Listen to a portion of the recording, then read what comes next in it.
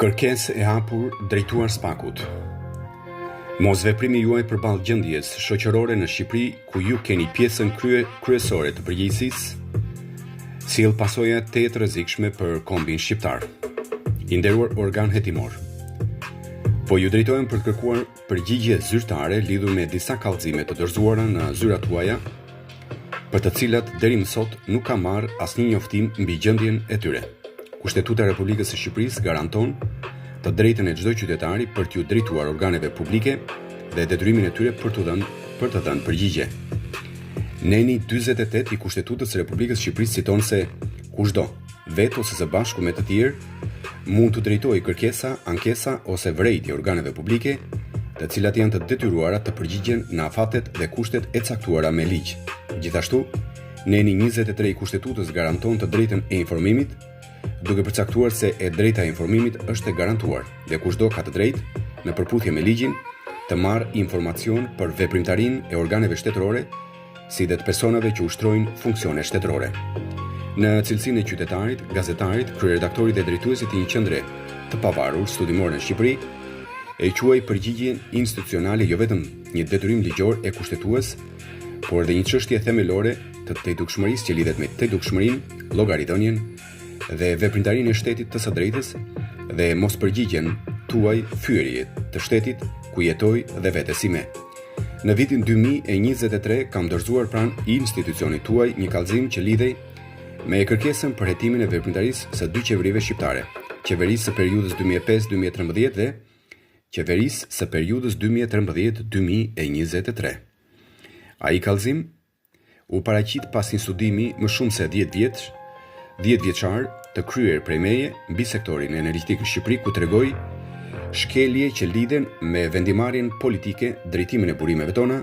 dhe përgjegjësinë institucionale. Për atë kallëzim nuk ka marrë deri më sot asnjë përgjigje zyrtare, njoftim mbi gjendjen e tij apo mbi veprimet e ndërmarra. Gjithashtu, në fillim të muajit kaluar kam dorëzuar një kallëzim tjetër lidhur me çështjen e Zvërnecit dhe Sazanit. Pas një hetimi ku tregoi disa shkelje që sipas vlerësimit tim kërkojnë hetim nga organet tuaja. Edhe për atë kallëzim nuk ka marrë asnjë njoftim mbi trajtimin e tij apo mbi ndonjë veprim procedural të ndërmarrë. Dëshiroj të sjell në vëmendjen tuaj dhe një detyrim tjetër ligjor të procedurës penale. Sipas Nenit 280 të Kodit të Procedurës Penale, prokurori dhe policia marrin ndjeni për veprën penale me iniciativën e vet dhe me njoftimin e bërë nga të tjerët. Detyrimin në fjalë kërkon nga organi i akuzës që mos të kushtëzohet apo mjaftohet vetëm me kallëzimet e qytetarëve, por përfshin edhe detyrimin e tij për të vepruar kur ka të dhëna, në pavarësi, siç thuhet në përgjithësi, prova ose rrethana që mund të lidhen me vepra penale, çka nuk kupton se ligji kërkon nga organet hetimore të jenë gjithnjë sy pafjetur dhe mos të presin kallëzimet nga të tjerët. Për rastin e kallëzimit të dorëzuar në vitin 2023, lidhur me sektorin e energjetikës, i cili është jetik për ekonominë dhe shoqërinë tonë. Përgjegjës për mosveprim janë prokurorët që vepronin përpara krijimit të Spakut,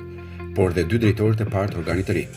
të cilët kishin për detyrë të shteronin hetimin në fjalë, ndërsa për rastin e Zvërnecit dhe Sazanit, i cili shkrepi kryengritjen kombëtare,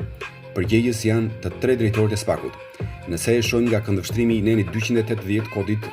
të Procedurës Penale të sapo përmendur, por kryesisht drejtori i tanishëm, nëse e shohim nga këndvështrimi i kallëzimit tim. Duke ditur se Rama e vërtetoi qëllimin e tij me investimet strategjike me rastin Xhaçka në Himar dhe raste të tjerë më pas, Gazmend Paja në ndërmjet të tjerë, që në vitin 2021 një prokuror i ndershëm me ligjet në fuqi do ta nuhaste qëllimin e tij për shitjen e Zvërnecit dhe Sazanit, që kur takoi dhëndrin e Trumpit po atë vit. Dhe më qartazi që kur kreu ndryshimet ligjore lidhur me zonat e mbrojtura në vitin 2024. Kështu,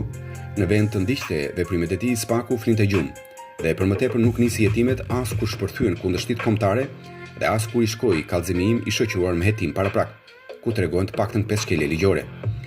Për këto arsye kërkoj njoftim zyrtar mbi gjendjen e gjithë kallëzimeve të sipërpërmendura, por dhe kallëzimeve të tjera që unë nuk i kam përmendur këtu.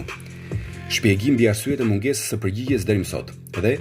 njoftim mbi veprimet procedurale të ndërmarra ose arsyet ligjore nëse nuk është ndërmarrë ndonjë veprim. Nëse edhe pas kësaj kërkese nuk do të marr një përgjigje zyrtare nga institucioni juaj,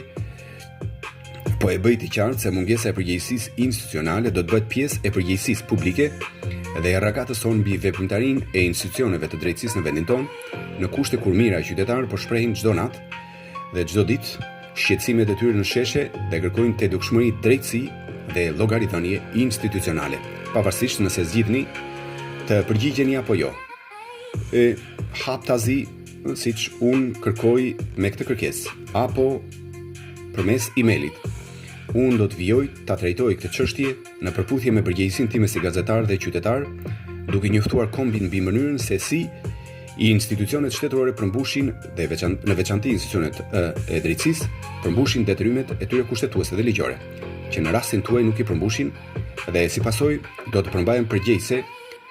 mbahen përgjegjëse për pasojat e gjendjes së krijuar që nga 30 maj i këtij viti.